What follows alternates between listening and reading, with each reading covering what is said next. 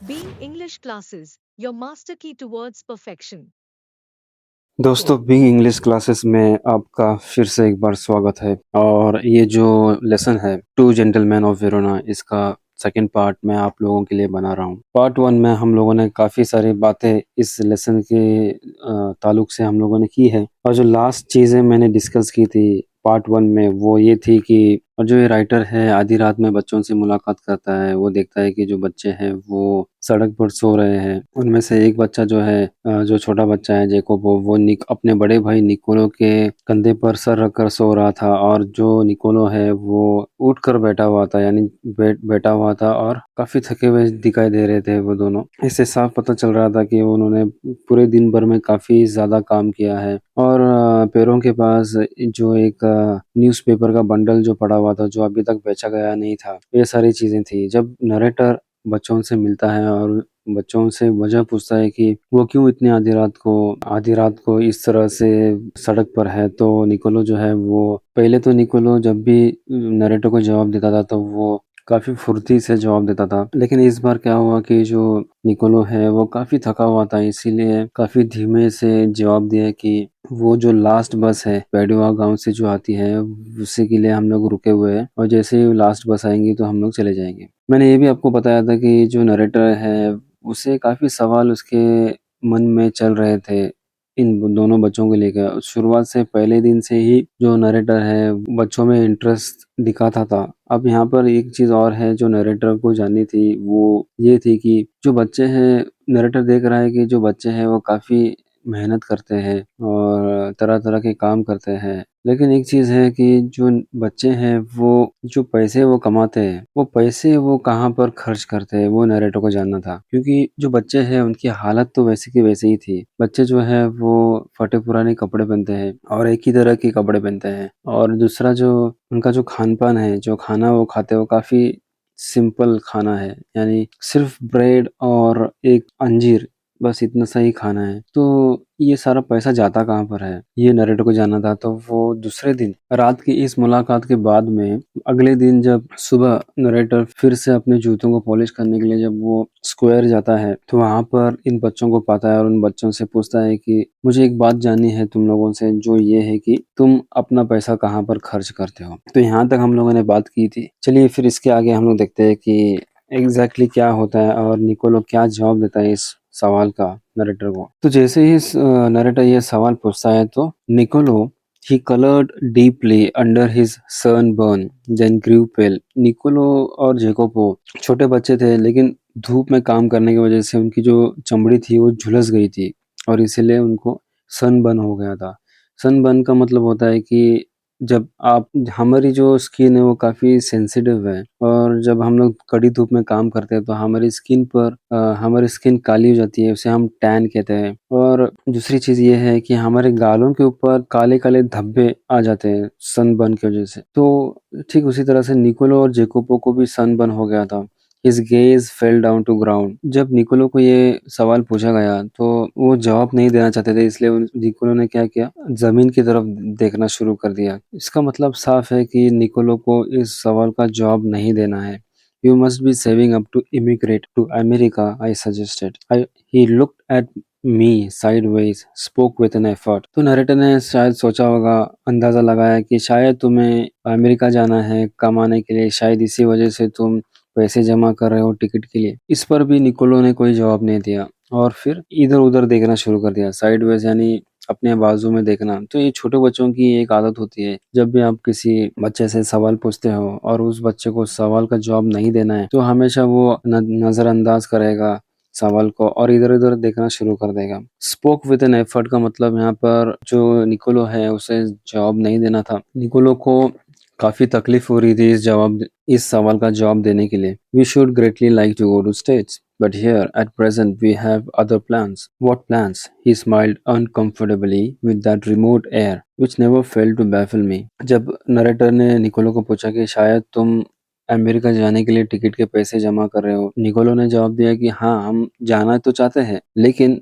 ये इसलिए हम पैसे नहीं जमा कर रहे हैं, हमारे कुछ और अदर प्लान्स हैं। नरेटर पूछता है कि कौन से प्लान्स हैं, जिसका फिर से निकोलो को कोई जवाब नहीं देना था और ही स्माइल्ड अनकंफर्टेबली। किसने स्माइल किया? निकोलो ने स्माइल किया, क्योंकि वो थोड़ा सा हिचकिचा रहा था जवाब देने के लिए, क्योंकि वो नहीं चाहता था कि नरेटर को इस बात का पता चले। With that remote air which never failed to baffle me, यानी जो नरेटर है वो कहता है कि इनकी जो हरकतें हैं, इनकी जो चाल चलन है और जो इनका रहना सहना है, ये सारी चीजें मुझे हमेशा अचंभे में डालती है, मुझे कंफ्यूज करती है। बैफल का मतलब होता है कंफ्यूज करना। Just plan sir, he answered in low voice. तो निकोलो ने सिर्फ इतना ही कहा कि सिर्फ छोटे मोटे प्लान्स है और कुछ नहीं। और निकोलो की जो आवाज थी वो काफी धीमी थी, यानी निकोलो इस बात को इग्नोर करना चाहते थे, इस बात को काटना चाहते थे, या अगर दूसरे तरीके से कहूँ तो निकोलो को इस बात पर कोई चर्चा नहीं करनी थी। Well I said, we are living on Monday, is there anything I can do for you before we go? Niccolo shook his head, but suddenly Jacopo's nostril quivered like a puppy's and he piped up eagerly. Narrator ने Niccolo को एक बात बोलने के लिए वहां पर वो गया था स्क्वायर में। तो नरेटर ने निकोलो से कहा कि हम मंडे वापस जा रहे हैं अमेरिका, अगर मैं तुम्हारे लिए कुछ कर सकूं तो तुम मुझे जरूर बताना। निकोलो ने कहा कि ऐसी कोई मदद नहीं है जो मैं आपसे चाहता हूँ।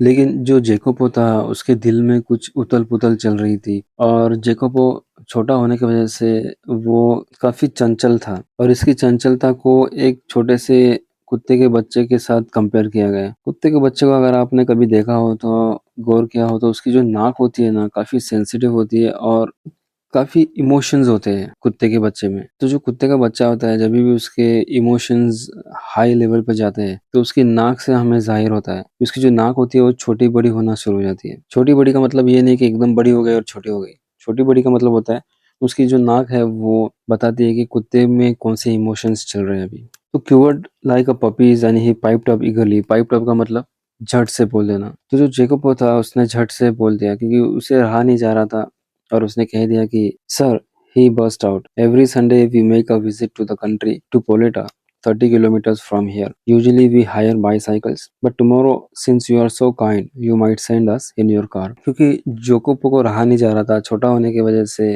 उसे अभी उतनी समझ नहीं थी।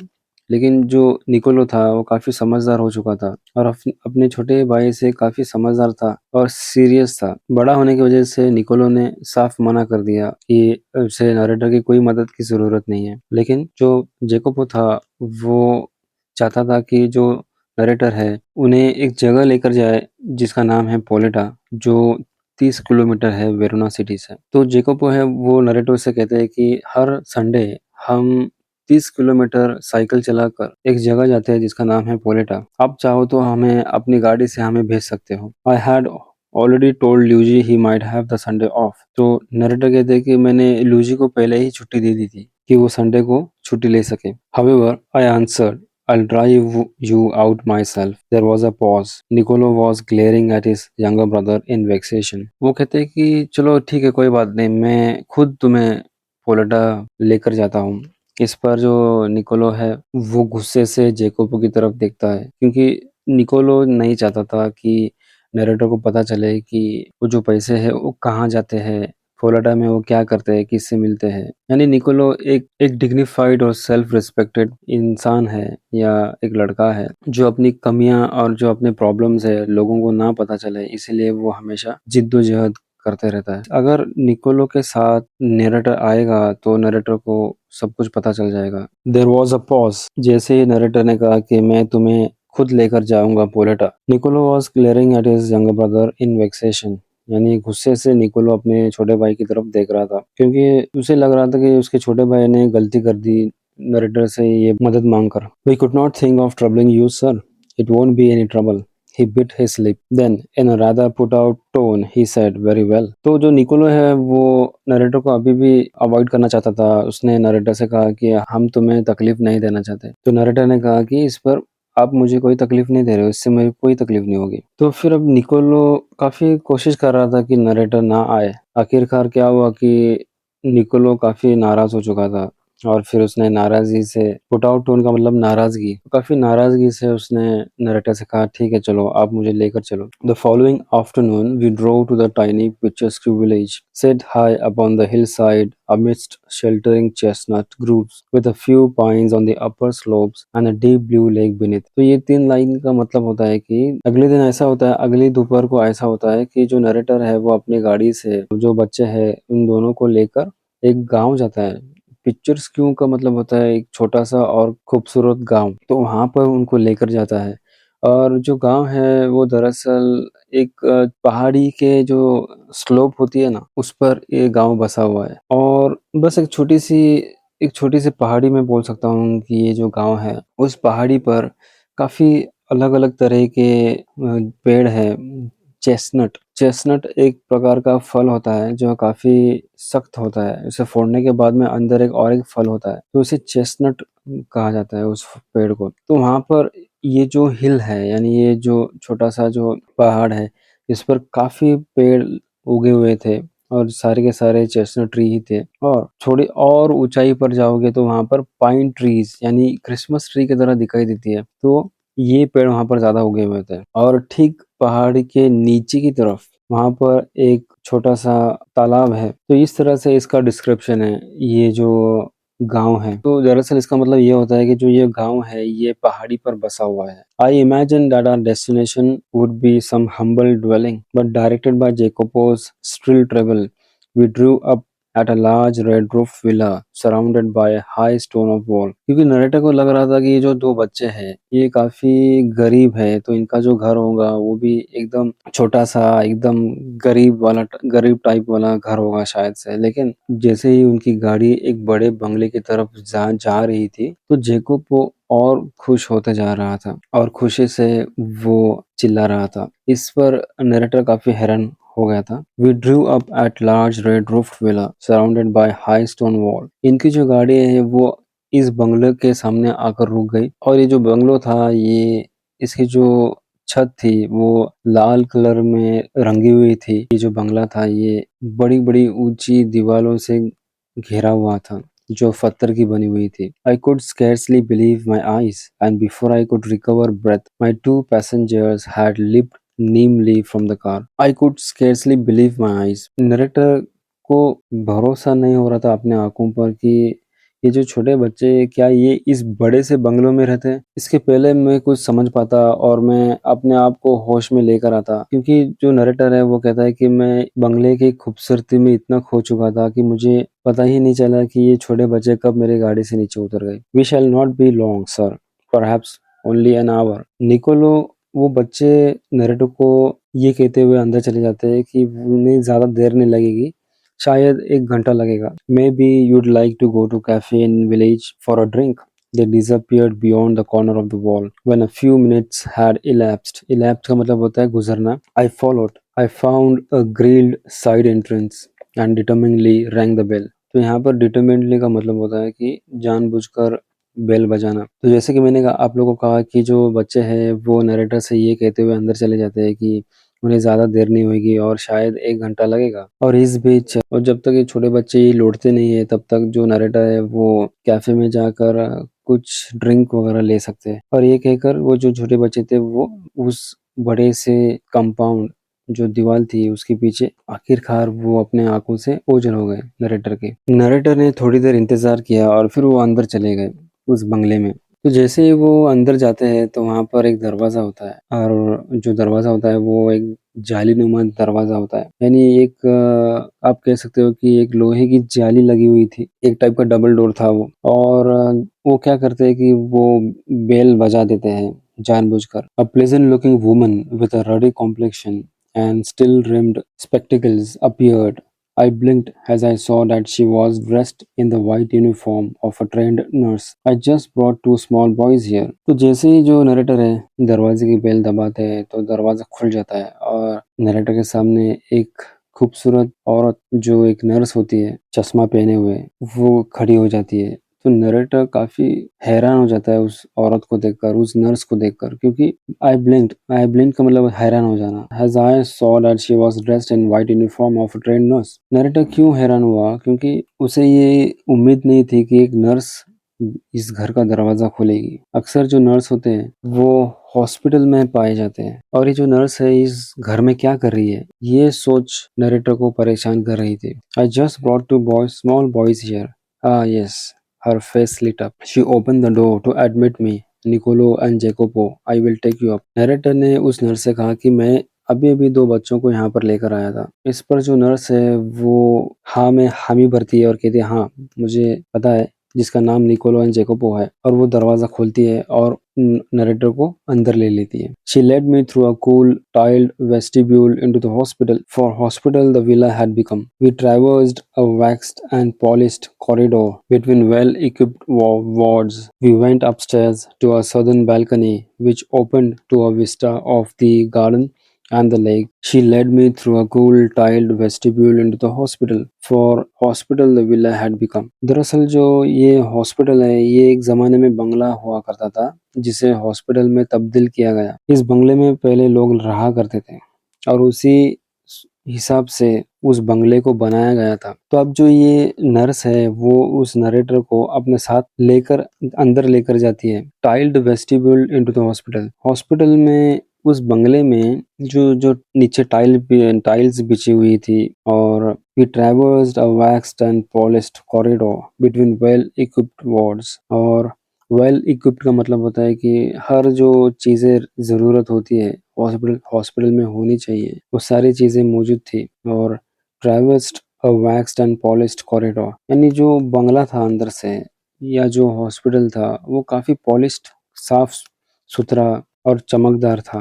We went upstairs to a southern balcony which open to a vista of the gardens and the lake. और सीढ़ियों की मदद से वो दोनों ऊपर जाते हैं, और सदर्न बालकनी, दक्षिण की तरफ जो बालकनी थी वो खुलती थी एक गार्डन में। यानी जो ऊपर जाने के बाद में जो बालकनी थी वो बालकनी का जो दरवाजा था वो गार्डन की तरफ खुलता था। तो जैसे अगर आप दरवाजा खोलोगे तो आपके सामने एक गार्डन दिखाई देगा, और गार्डन के उस पार एक तालाब का नजारा आपको दिखाई देगा। On the threshold of a little cubicle the nurse paused, put her fingers to her lips and with a smile bade me look through the glass partition। आखिरकार वो दोनों एक कमरे के सामने आकर खड़े हो गए जहाँ पर जो नर्स थी वो नरेटर को इशारे से कहती है कि वो कोई हरकत ना करे और कोई आवाज ना करे। जिस तरह से हम जब छोटे बच्चों को चुप रहने के लिए कहते हैं तो हम क्या करते हैं, हम हमारी उंगली जो है हमारे होठों पर रखते हैं, और इसका मतलब ये होता है कि वो जो बच्चा है वो जरा सा भी आवाज ना करे। तो जो नर्स थी वो नरेटर को बोलने के बजाय इशारे से नरेटर को उसने कहा कि वो चुप रहे, शांत रहे, और इशारे से उसने नरेटर को दरवाजे के उस पार देखने के लिए कहा, क्योंकि जो दरवाजे पर कांच लगी हुई थी जिससे जो अंदर का जो नजारा था कमरे का वो साफ दिखाई देता था बाहर खड़े हुए किसी भी इंसान को। The two boys were seated, और जैसे ही नरेटर ने उस दरवाजे के कांच के जरिए से अंदर देखा तो क्या पाया कि वो जो दो बच्चे हैं वो एक बेड के पास बैठे हुए हैं, और बेड पर एक लड़की उठकर बैठी हुई है। The two boys were seated at the bedside of a girl of about 20 who propped up on pillows wearing a pretty lace jacket was listening to their chatter, her eyes soft and tender। तो जैसे ही narrator ने उस दरवाजे के अंदर से कांच के जरिए से देखा तो पाया कि जो दो बच्चे हैं वो एक बेड के बाजू में बैठे हुए हैं। बेड पर एक छोटी सी लड़की है जिसकी उम्र लगभग 20 साल की होगी, और उसे उठाकर बैठाया गया था एक पिल्लो के सहारे से। उस लड़की को देखकर तो साफ दिखाई दे रहा था कि जो लड़की है वो काफी जमाने से बीमार थी, और लड़की ने एक लेस जैकेट पहना था, और वो दो जो बच्चे हैं जो लड़के हैं उनकी बातें सुन रही थी। लड़की की आंखों में एक अलग तरीके की नरमी दिखाई दे रही थी जो काफी जमाने से बीमार होने की वजह से थी। डिस्पाइट द फेंट फ्लश हाई अपॉन हर चिक bones and the queer inertness of her posture, one could discern at a glance her resemblance to her brothers। इसका मतलब ये होता है कि वो लड़की जो थी बीमार होने के बावजूद भी उसका जो कलर था, उसका जो चेहरा था वो बदल चुका था। फिर भी कोई भी इंसान उस लड़की को और उन बच्चों को देखकर ये पता लगा सकता था कि जो ये लड़की है इसका कोई ना कोई ताल्लुक इस बच्चों से है, इन लड़कों से है, क्योंकि लड़की का जो चेहरा था वो दोनों बच्चों से मिलता-जुलता था। इससे साफ पता चल रहा था कि जो ये लड़की है ये बच्चों की कोई ना कोई तो रिश्तेदार होगी और हो सकता है कि ये जो लड़की है ये बच्चों की बहन होगी।